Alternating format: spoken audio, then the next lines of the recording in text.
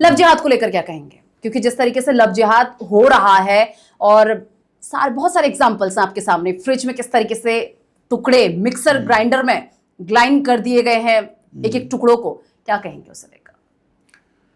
देखिए, लव जिहाद हमारे देश के लिए बहुत खतरा है। लव जिहाद आप देख लीजिए, लव जिहाद देख लीजिए, धर्मांतरण दोनों एक साथ चल रहा है। आप TCS कंपनी में देख लीजिए, लव जिहाद में ही फंसा करके, यानी कि प्रेम जाल में फंसा करके वहां पर धर्मांतरण का काम चल रहा था। एक आपके बलरामपुर में उत्तर प्रदेश में जलालुद्दीन उर्फ छांगुर बाबा, वो भी इसी काम पर लगे हुए थे। उन्होंने तो बल्कि ये रेट तय कर रखे थे कि क्षत्रियों की लड़की का अलग रेट, ब्राह्मण की लड़की का अलग रेट, दलित की लड़की का अलग रेट, पिछड़ी जाति की लड़की का अलग रेट, और धर्मांतरण कराते थे। बहुत सी लड़कियां विदेश में भेज दी।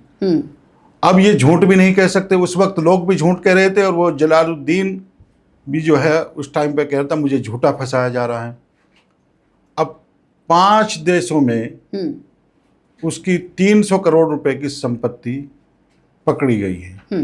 NIA कोर्ट में जो जांच चली है, और 1000 उसके कार्यकर्ता 4-5 राज्यों में, भारत में भी काम कर रहे हैं। 4000 हमारे बहन बेटी भाइयों का उन्होंने धर्मांतरण कराया है। यानी कि धर्म तो एक ही है, सनातन धर्म है, और सनातन धर्म से मजहब में कन्वर्ट किया है। मजहब तो सिर्फ भारत में एक ही है, वो है सनातन धर्म, बाकी तो मजहब है, पंथ है। तो इनका काम है मजहब उससे हटा करके, धर्म से हटा करके मजहब में सम्मिलित करना। तो इस पर एक कानून बनना चाहिए। हाँ। कि जो लोग धर्म से हटाकर अधर्मी करना चाहते हैं, जैसे खाड़ी देशों में सजाएं दी जाती हैं, फांसी की सजा, अलग से एक कोर्ट बना जाए, फास्ट कोर्ट में उसका केस चले, उनको जल्दी ही फांसी की सजा होनी चाहिए। लव जिहादी आपके डॉक्टर के रूप में बैठा है, बिल्कुल, इंजीनियर के रूप में बैठा है, व्यापारी के रूप में भी बैठा है, हर भेष हर रूप में लव जिहादी बैठा है। आप कहीं भी जाइए, और वो अपने काम पर लगा हुआ है लव जिहाद करने के लिए। बहुत सारे कट्टरपंथी विचारधारा के जो संगठन हैं, वो चाहते हैं कि 2047 तक भारत इस्लामिक राष्ट्र बने। यहाँ पर मुसलमान ही देश का प्रधानमंत्री हो, मुसलमान ही देश का राष्ट्रपति हो, मुसलमान ही जो है विधायक, सांसद, सब यही हो। लेकिन ये सपना कभी नहीं पूरा होगा। कयामत तक भी सनातन धर्म खत्म नहीं होगा, बल्कि तो बढ़ता जा रहा है।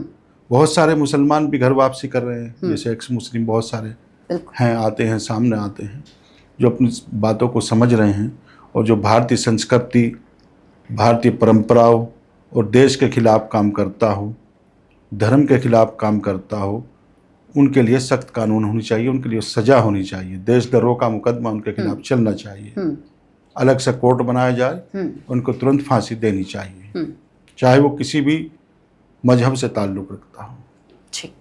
अच्छा, एक चीज़ बताइए कि जिस तरीके से आप जय श्री राम इतने गर्व के साथ बोलते हैं, कहते हैं कि हमारे पूर्वज एक ही हैं, तो कभी ऐसा भी तो होगा कि बहुत सारे मुसलमानों से आपको ट्रोलिंग का भी सामना करना पड़ता होगा, तो कैसे इस सिचुएशन को कैसे हैंडल करते हैं आप? देखिए, बहुत सारे मुसलमान कहते हैं काफिर है, हाँ। जय श्री राम के नारे लगाता है, हाँ। ये है वो है, बीजेपी का दल्ला है, पैसे लेकर बोलता है, कौन सा चैनल है, उस सब चैनलों पे ये जो है सब बोलते हैं, तो पैसा लेकर, ऐसा कौन सा चैनल है जो हमारे को पैसे दे रहा है? तो लोग करते हैं, लेकिन हम अपने मिशन में लगे हुए हैं। लेकिन खुद को मोटिवेट रख पाना इतनी सारी ट्रोलिंग के बीच ही तो बहुत मुश्किल काम है, कि आप जैसे थोड़ा आगे बढ़ने की कोशिश कर रहे हैं और लोग आपके मनोबल को नीचे गिरा दें, और उस समय क्योंकि वो सिचुएशन बहुत खराब होती है। अच्छा काम करने का जो भी कोई झंडा उठाएगा उसका हमेशा विरोध होता है, मुखालफत करते हैं लोग। अपना काम कर रहे हैं, गाली देने का, वो करने का, हम अपना काम कर रहे हैं, राष्ट्र के लिए काम कर रहे हैं। और मैंने कहा है, अपने पूर्वजों का नाम लेना, जय श्री राम कहना यदि गुनाह है, तो मैं तो इस हर भारतीय को और मुझे भी सबको ये गुनाह बार बार करना चाहिए। कोई अपराध तो है नहीं है। तो जिसका काम जो है वो कर रहा है, गाली देने का काम है मुसलमानों को, गाली हमको देते हैं। हम अपने काम पे लगे हुए हैं, अपने मिशन पे लगे हुए हैं, हम अपने पूर्वजों की परंपराओं और भारतीय अच्छा, संस्कृति कभी को आगे धमकियां वगैरह बढ़ाने- मिली हैं आपको? मुझे धमकियां इतनी मिली हैं कि तलवार से आपका गर्दन उखाड़ दी जाएगी, आपके माथे में गोली मार दी जाएगी, गालियां मिली हैं, धमकी मिली हैं, सोशल मीडिया पर मिली है, फोन द्वारा भी मिली है, धमकियां मिलती रहती हैं। बहुत डर नहीं धमकियां लगता कभी इन सब चीजों से? डरेंगे क्यों भाई?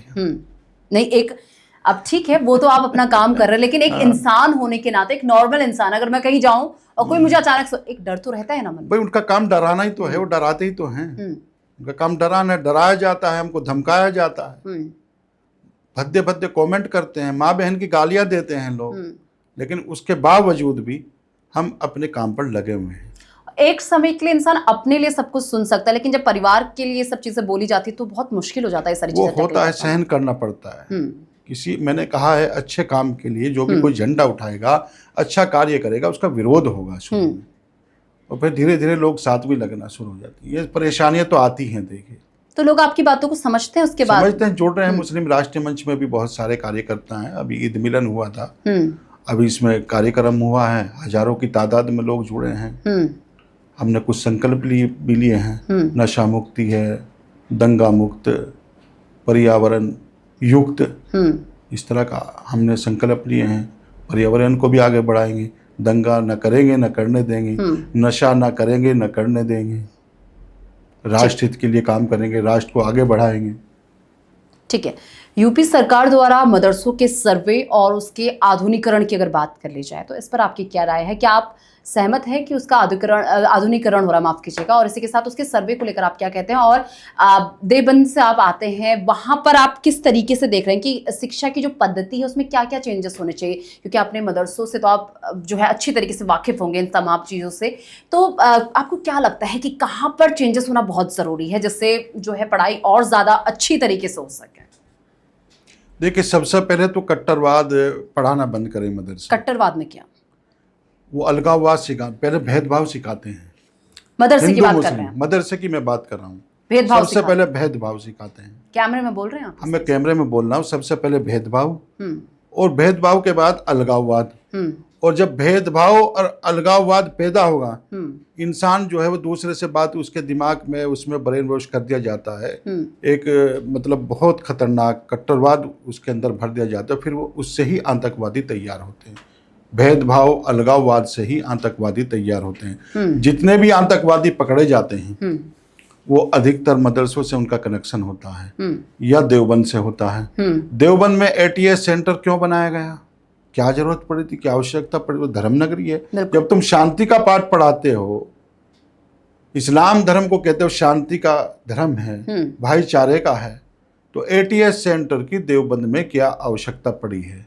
लखनऊ के बाद देवबंद में ही ATS सेंटर बनाया गया। तो कुछ ना कुछ तो बात है। तो बदलाव होना चाहिए। मदरसों में बहुत सारे गलत कार्य होते हैं, यहाँ तक के छोटे छोटे बच्चों के साथ दुष्कर्म और कुकर्म तक किया जाता है। ये